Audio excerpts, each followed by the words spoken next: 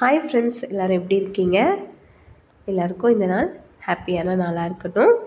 நீங்கள் என்னோடய வீடியோவை ஃபஸ்ட் டைம் பார்க்குறீங்கன்னா மறக்காமல் சப்ஸ்கிரைப் பண்ணிக்கோங்க. அப்போ தான் நான் போடுற வீடியோஸ்லாம் உங்களுக்கு வரும். வாங்க நம்ம வீடியோக்குள்ளே போகலாம். இன்றைக்கி இந்த வீடியோவில் குட்டியோட ஃபுல் டே ஃப்ரூட் ரொட்டீன்ஸ் தான் பார்க்க போகிறோம். வாங்க பார்க்கலாம். இன்றைக்கி குட்டி மார்னிங் எந்திரிச்சதுமே ரொம்ப கோவத்தோடு வெளியில் வந்தாங்க. ஏன்னா எப்பயுமே அவங்க எந்திரிச்சதும் என்னை கூப்பிடுவாங்க. நான் தான் போய் அவங்கள வெளியில் கூட்டிகிட்டு வருவேன். இன்றைக்கி நான் கொஞ்சம் பிஸியாக இருந்தனால உள்ளே போய் அவங்கள நான் கூப்பிடல. ஸோ அவங்க கோவத்தோடு அவங்களாவே எந்திரிச்சு வெளியில் வந்து நின்றுட்டு இருந்தாங்க. அப்புறம் நான் போய் அவங்கள சமாதானப்படுத்திட்டேன். குட்டி கோவம் சும்மா கொஞ்சம் நேரம் வரைக்கும் தான். நம்ம போய் கொஞ்சம் விளையாட ஆரம்பிச்சிட்டோன்னா அவங்க நார்மல் ஆயிடுவாங்க. கொஞ்சம் நேரம் அவங்க கூட விளையாண்டுட்டு குட் மார்னிங்லாம் சொல்லிவிட்டு அவங்கள ஒரு வழியாக சமாதானப்படுத்தியாச்சு. அப்புறம் அவங்கள வெளியில் கூட்டிகிட்டு வந்துட்டு தண்ணி கொடுத்துட்டு ப்ரஷ் பண்ண வைக்க ஆரம்பிச்சிட்டேன். ப்ரஷ் பண்ணி முடித்ததுமே நான் குட்டிக்கு எப்பயுமே பிரேக்ஃபாஸ்ட் கொடுத்துருவேன். ஏன்னா குட்டி 10 o'clock தான் எந்திரிப்பாங்க. ஸோ அதனால் நான் ஸ்ட்ரெயிட்டாகவே பிரேக்ஃபாஸ்ட் அவங்களுக்கு கொடுத்துருவேன். இன்றைக்கி அது மாதிரி அவங்களுக்கு எந்திரிச்சதுமே ப்ரஷ் பண்ண வச்சுட்டு பிரேக்ஃபாஸ்ட் கொடுத்துட்டேன். இப்போல்லாம் அவங்களாவே எந்திரிச்சதும் ப்ரஷ் பண்ண ஆரம்பிச்சிடுறாங்க. 2 தடவை அவங்களா விளக்குவாங்க. ஃபைனலாக நான் ஒரு தடவை ப்ரஷ் பண்ணி விட்டுட்டு அவங்களுக்கு கழுவி விட்டுருவேன். அப்படின்னா தான் அவங்க கொஞ்சம் கொஞ்சமாக டெய்லி அவங்களாவே ப்ரஷ் பண்ண பழகுவாங்க. இன்றைக்கி குட்டிக்கு பிரேக்ஃபாஸ்ட்டுக்கு நான் என்ன ரெசிபி செஞ்சு கொடுத்தேன்னு பார்க்கலாம். இன்றைக்கி குட்டிக்கு நான் பாலக்கீரை தோசை தான் பண்ணி கொடுத்தேன். பாலக்கீரை தோசைக்கு ஒரு ஜாரில் 2 வெங்காயம், ஒரு பூண்டு, கொஞ்சமாக இஞ்சி, கொஞ்சமாக பாலக்கீரை எடுத்து நல்லா வாஷ் பண்ணிவிட்டு குட்டி குட்டியாக கட் பண்ணி அதையும் சேர்த்துட்டு அது கூடவே கொஞ்சமாக தயிர் ஒரு 2 ஸ்பூன் அளவுக்கு போட்டுக்கிட்டேன். அப்புறம் ஒரு 4 ஸ்பூன் அளவுக்கு ரவை எடுத்து வச்சுருந்தேன். அதையும் இது கூட சேர்த்துக்கிட்டேன். ரவை சேர்க்கும்போது நம்மளுக்கு தோசை நல்லா கிறிஸ்பியாக கிடைக்கும். அதனால் 4 ஸ்பூன் அளவுக்கு ரவை சேர்த்துக்கிட்டேன். அப்புறம் 1 ஸ்பூன் அளவுக்கு ராகி மாவு, கொஞ்சமாக மஞ்சத்தூள், 1/2 ஸ்பூன் அளவுக்கு ஜீரகத்தூள், கொஞ்சமாக பெப்பர் தூள், தேவையான அளவு உப்பு, கொஞ்சமாக தண்ணி கொஞ்சமாகவே ஊற்றணும், நிறைய ஊற்றக்கூடாது. இது தண்ணியாக இருந்துச்சுன்னா நல்லா இருக்காது, தோசை வராது. ஏன்னா நம்மளுக்கு கீரையிலேயே கொஞ்சம் தண்ணி கிடைக்கும். ஸோ நம்ம தண்ணி கொஞ்சமாக தான் ஊற்றணும். தயிர் வேறு நம்ம ஆட் பண்ணியிருக்கோம். அதனால் தண்ணி கொஞ்சமாக ஊற்றினா போதும். ஏன்னா நம்ம கீரையிலேயே நமக்கு கொஞ்சம் தண்ணி கிடைக்கும். அதோடு நம்ம 2 ஸ்பூன் தயிர் வேறு ஆட் பண்ணியிருக்கோம். ஸோ நம்மளுக்கு தண்ணி கொஞ்சமாக ஊற்றினாலே தண்ணி ஆயிரும், ரொம்ப தோசை வராது அது. ஸோ நம்ம கொஞ்சமாக தண்ணி ஊற்றி நல்லா இதை அரைச்சி எடுத்துகிட்டு ஒரு 1/2 hour நல்லா ஊற வச்சுருவோம்.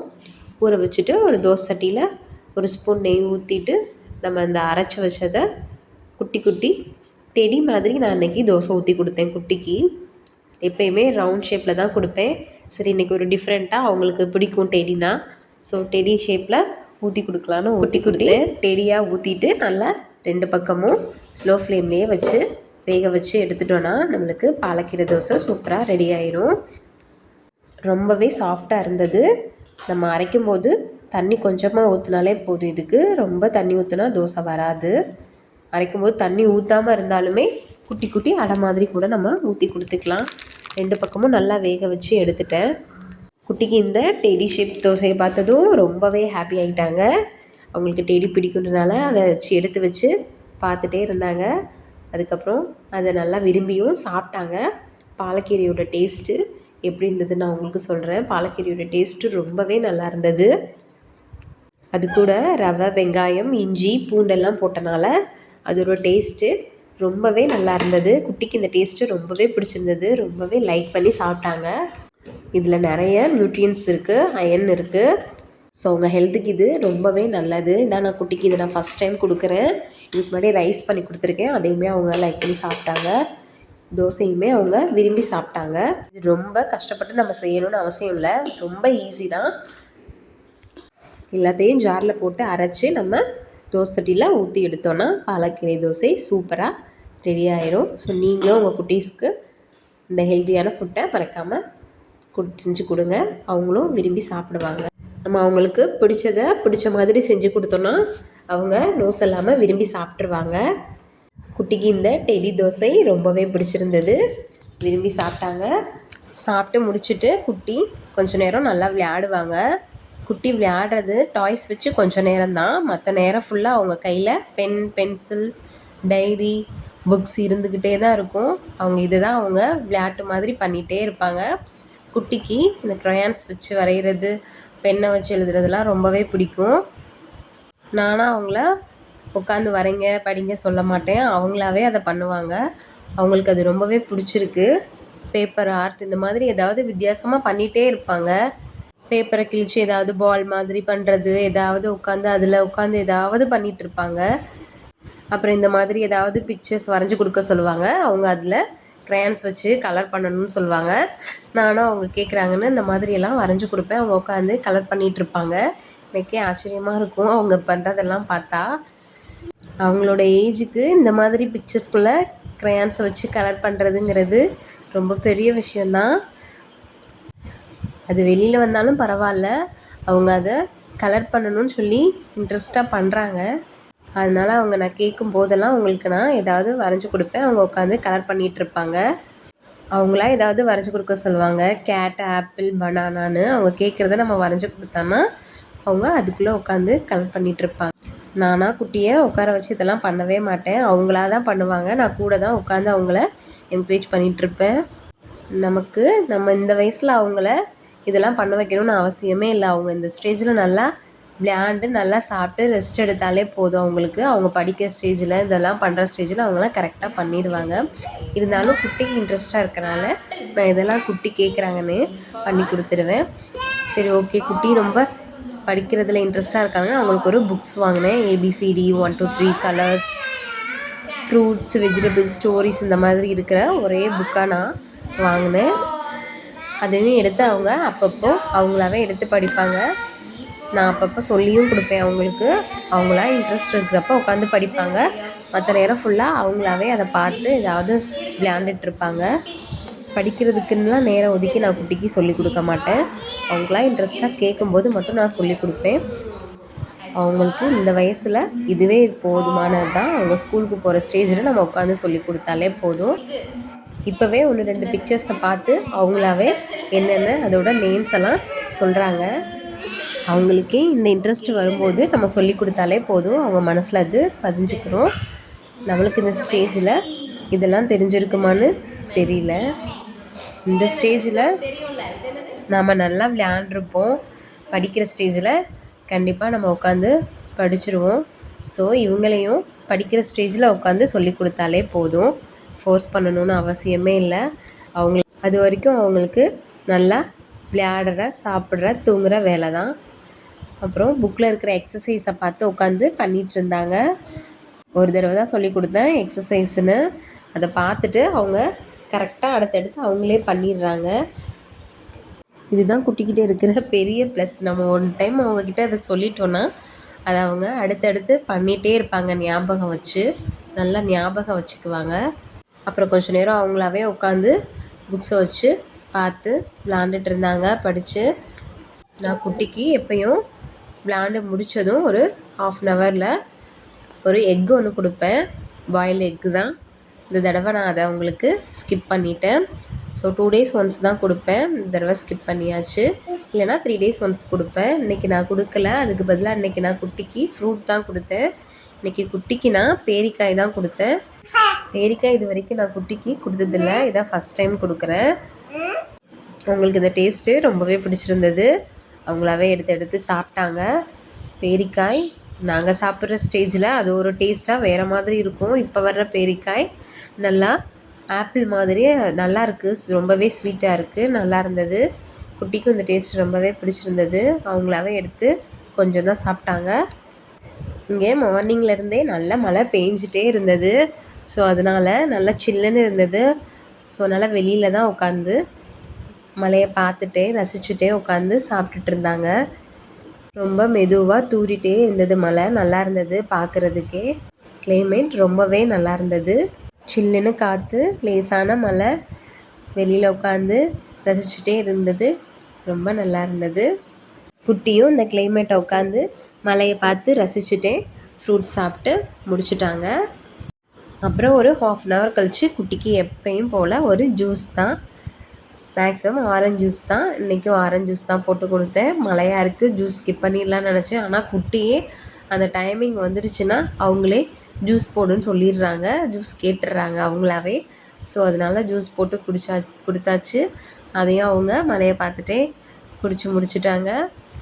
மழை டைமில் ஜூஸ் போட்டு கொடுத்தா சளி பிடிக்கும்னு நினைப்பீங்க, அப்படிலாம் கிடையாது. நம்ம ஆரஞ்சு எடுத்து ஃப்ரிட்ஜில் இருந்து ஒரு 1 ஹவருக்கு வெளியில் எடுத்து வச்சுட்டு போட்டு கொடுத்தோன்னா ஒன்றும் இல்லை, சளிலாம் பிடிக்காது. உங்கள் உடம்புக்கு அது நல்லது தான், டெய்லி ஒரு ஜூஸ் குடிக்கிறது. So no problem. குட்டிக்கு இந்த ஜூஸ் கொடுக்குறத நான் அவங்க சின்ன பிள்ளையிலேருந்தே ஒரு வயசுலேருந்தே இதை நான் ஃபாலோ பண்ணிகிட்டே தான் வரேன். அவங்க டெய்லி ஒரு ஜூஸ் நான் போட்டு கொடுத்துருவேன், அவங்களும் குடிச்சிருவாங்க. ஸோ அதனால் இதை நான் எப்போயுமே ஸ்கிப் பண்ணவே மாட்டேன், டெய்லி போட்டு கொடுத்துருவேன். அவங்களோட ஹெல்த்துக்கு அது ரொம்பவே நல்லது. குடிச்சு முடிச்சுட்டாங்க. அப்புறம் கொஞ்சம் நேரம் அவங்களே அவங்க படித்த புக்கு டைரியெல்லாம் எடுத்து பேக்குள்ளே வச்சுட்டு பேக் எல்லாத்தையும் எடுத்து வச்சுட்டாங்க, கிளியர் பண்ணிட்டாங்க அந்த இடத்த. அவங்க சொன்னால் செஞ்சுருவாங்க. நம்மளுக்கு ஏதாவது ஹெல்ப் பண்ணுன்னு சொன்னோன்னா அவங்களாவே வந்து ஹெல்ப் பண்ணிடுவாங்க. அவங்களாவே புக்கை எடுத்து பேக்குள்ளே வச்சுட்டு நீட்டாக அந்த இடத்த க்ளீன் பண்ணி கொடுத்துருவாங்க. அப்புறம் கொஞ்சம் நேரம் நல்லா பாட்டை போட்டு ஒரே டான்ஸ் மூடில் தான் இருந்தாங்க குட்டி. பாட்டை போட்டு நல்லா டான்ஸ் ஆட ஆரம்பிச்சிட்டாங்க. கொஞ்சம் நேரம் நல்லா அவங்க வாட்டில் டான்ஸ் ஆடிட்டே இருந்தாங்க. நான் அதுக்குள்ளே லன்ச் ப்ரிப்பரேஷனை முடிச்சிடலான்னு லன்ச் செய்ய போயிட்டேன். அவங்க வாட்டில் டான்ஸ் ஆடிட்டு இருந்தாங்க. இந்த மழை டைமில் நல்லா சவுண்டாக சாங் வச்சு டான்ஸ் ஆடிட்டே நல்லா என்ஜாய் பண்ணது ரொம்பவே நல்லா இருந்தது, ஹாப்பியாக போச்சு. அப்புறம் லஞ்சுக்கு இன்றைக்கி குட்டிக்கு நான் ஃபிஷ்ஷில் ரெசிபி தான் செஞ்சு கொடுத்தேன். இன்றைக்கி ஃபிஷ் வச்சு தான் செஞ்சு கொடுத்தேன். ஃபிஷ் குருமா தான் இன்றைக்கி நான் குட்டிக்கு பண்ணி கொடுத்தேன். ஒரு 3 பீஸ் ஃபிஷ் எடுத்து நல்லா வாஷ் பண்ணிவிட்டு மஞ்சள் பொடி லெமன் உப்பு போட்டு நல்லா கழுவி வச்சுட்டேன். அப்புறம் கொஞ்சமாக வெங்காயம் பூண்டு தக்காளியெல்லாம் நல்லா கட் பண்ணிட்டேன். கொஞ்சம் தேங்காயும் முந்திரியும் போட்டு நல்லா ஜாரில் அரைச்சிட்டு அதோட மில்க் மட்டும் எடுத்துக்கிட்டேன். ஒரு பேனில் கொஞ்சமாக நல்லெண்ணெய் ஊற்றிட்டு கொஞ்சம் சோம்பு போட்டு கட் பண்ணி வச்ச வெங்காயம் பூண்டு இதை நம்ம சாப்பரில் போட்டு சாப் பண்ணிக்கிட்டாலும் ஓகே தான், அவங்களுக்கு மென்று சாப்பிட்றதுக்கு நல்லா தான் இருக்கும். நல்லா வதக்கிட்டேன். கொஞ்சம் தக்காளியும் அந்த கட் பண்ணி வச்ச தக்காளியும் போட்டு நல்லா வதக்கிட்டேன். வெங்காயம் பூண்டு தக்காளி நல்லா வதங்கினதும் கொஞ்சமாக நான் ஒரு 1/2 ஸ்பூன் அளவுக்கு மல்லித்தூளும் ஒரு 1/4 ஸ்பூன் அளவுக்கு ஜீரகத்தூளும் கொஞ்சமாக மஞ்சத்தூள் கொஞ்சமாக பெருங்காயத்தூள் அப்புறம் தேங்காய் முந்திரி அரைச்ச அந்த தேங்காய் பால் அதையும் ஊற்றிட்டு தேவையான அளவு உப்பு போட்டுட்டேன். நல்லா இதை ஒரு 5 மினிட்ஸ்க்கு சிம்லேயே வச்சு நல்லா கொதிக்க வச்சுட்டேன். கொஞ்சமாக கொத்தமல்லி இலை மட்டும் போட்டுக்கிட்டேன். மீன் குழம்பு நல்லா வெந்ததும் இதில் நம்ம கழுவி வச்ச ஃபிஷ்ஷை ஒரு 5 மினிட்ஸ்க்கு நல்லா வேக வச்சு இறக்கிட்டோன்னா சூப்பரான ஃபிஷ் குருமா ரெடி ஆயிடும். குழம்பு நல்லா கொதிச்சிருச்சு. ஃபிஷ்ஷை போட்டு ஒரு 5 மினிட்ஸ்க்கு மட்டும் ஃபிஷ்ஷை நல்லா வேக வச்சுட்டேன். ஃபிஷ் குருமா இதுதான் நான் குட்டிக்கு ஃபஸ்ட் டைம் கொடுக்குறேன். ஃபிஷ்லேயே ரைஸ் பண்ணி கொடுத்துருக்கேன். அவங்களுக்கு ரொம்ப பிடிக்கும், விரும்பி சாப்பிடுவாங்க. மேக்ஸிமம் குட்டிக்கு நான் ஃபிஷ் தான் கொடுப்பேன், சிக்கன் ரேர் தான். ஸோ இதில் நான் இந்த தடவை ஃபிஷ்ஷில் குருமா வச்சு கொடுத்தேன். டேஸ்ட்டு ரொம்பவே நல்லா இருந்தது. இதில் மல்லித்தூள் ஜீரகத்தூள்லாம் போட்டனால அதோடய ஃப்ளேவர் ரொம்பவே நல்லா இருந்தது. தேங்காய் பால் ஊற்றுனனால அந்த உரப்பு தெரியல, டேஸ்ட்டு டிஃப்ரெண்ட்டாக ரொம்ப நல்லா இருந்தது. குட்டிக்கு இது ரொம்பவே பிடிச்சிருந்தது.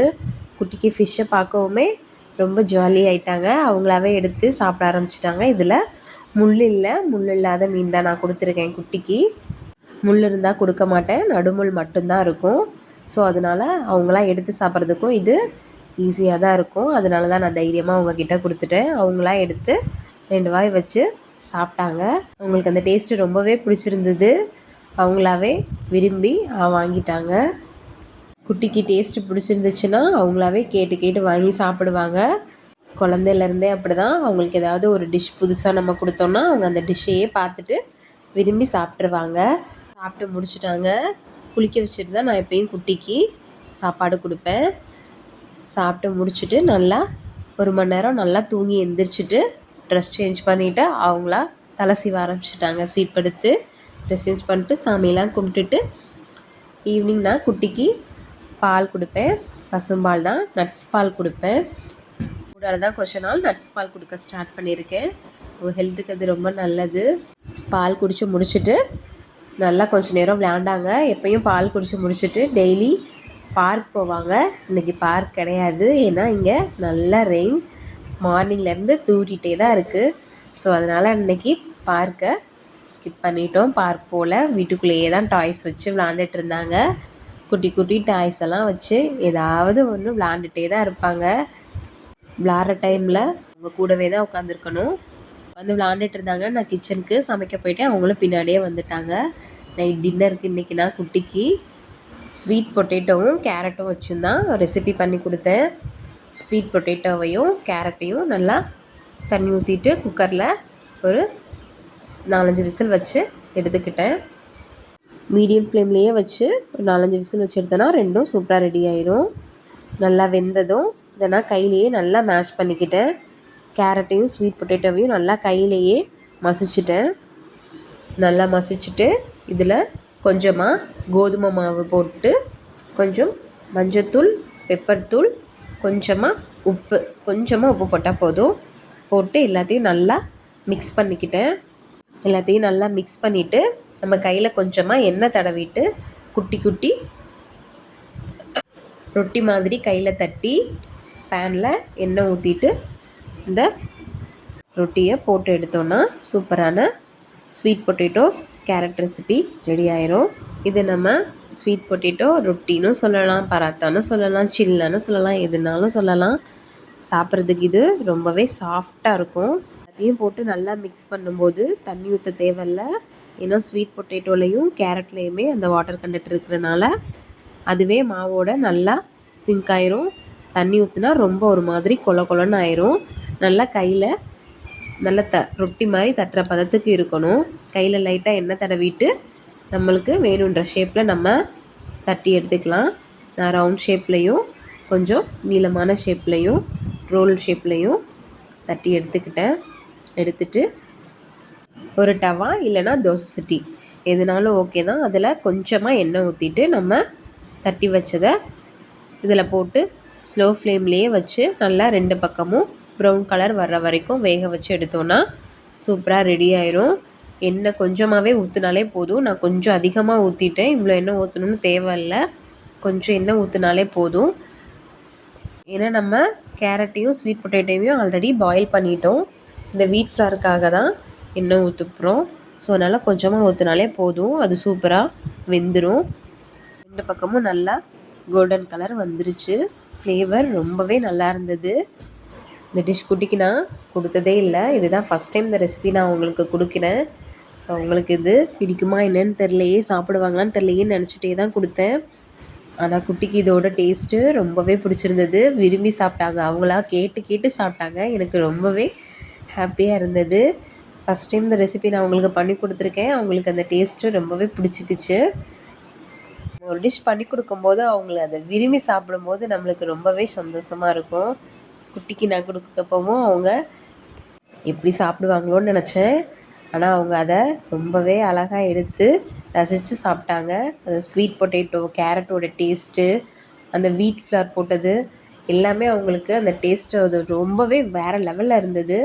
நீங்களும் ட்ரை பண்ணி பாருங்கள் உங்கள் குட்டீஸ்க்கு, அவங்களும் விரும்பி சாப்பிடுவாங்க. குட்டியும் அவங்களாவே சாப்பிட்டாங்க இன்றைக்கி.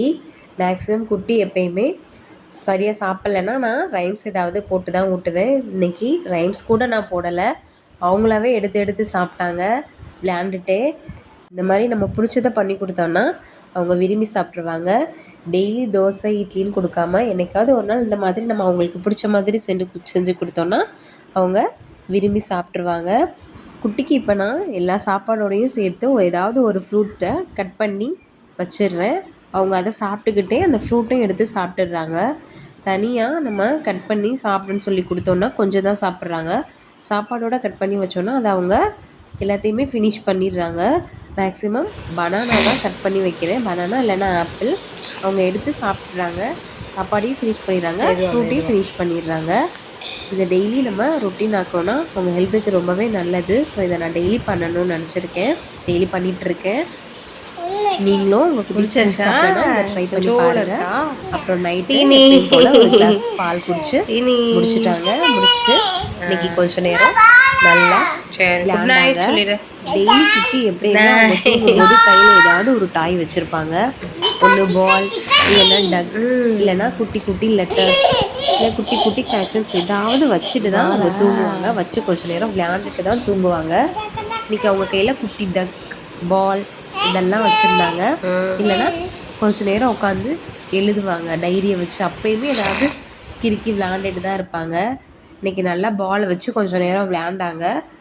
குட்டிக்கு டெய்லி இது ஒரு ஹேபிட் ஆயிடுச்சு. ஏதாவது ஒரு டாய்ஸ் வச்சுட்டே தூங்குறது, இல்லைன்னா டெடி கையில் பக்கத்தில் வச்சுக்குவாங்க. அவங்க பக்கத்தில் ஏதாவது ஒன்று வச்சுட்டே தான் இருப்பாங்க. பெட்டுக்கு தூங்குறதுக்கு வந்தாலே நல்லா பால்லாம் விளையாண்டு முடிச்சுட்டு நல்லா தூங்கிட்டாங்க. அவங்க தூங்குறதுக்கு எப்படியும் 12 o'clock கிட்ட ஆயிரும். நான் இன்றைக்கி பண்ண எல்லா ரெசிபீஸுமே ரொம்பவே ஈஸியாக குயிக்காக செய்யக்கூடிய ரெசிபீஸ் தான். ரொம்பவே ஹெல்த்தியும் கூட. உங்கள் எல்லாருக்கும் பிடிச்சிருக்கும்னு நினைக்கிறேன். நீங்களும் உங்கள் குட்டீஸ்க்கு ட்ரை பண்ணி பாருங்கள். அவங்களும் விரும்பி சாப்பிடுவாங்க. உங்களுக்கு குட்டியோட இந்த ஃபுட் ரொட்டீன் வீடியோஸ் பிடிச்சிருந்ததுன்னா மறக்காமல் சப்ஸ்கிரைப் பண்ணிடுங்க. உங்கள் ஃப்ரெண்ட்ஸ் அண்ட் ஃபேமிலிஸ்க்கும் ஷேர் பண்ணுங்கள். நெக்ஸ்ட் வீடியோவில் பார்க்கலாம். தேங்க்யூ ஃபார் வாட்சிங். பாய்.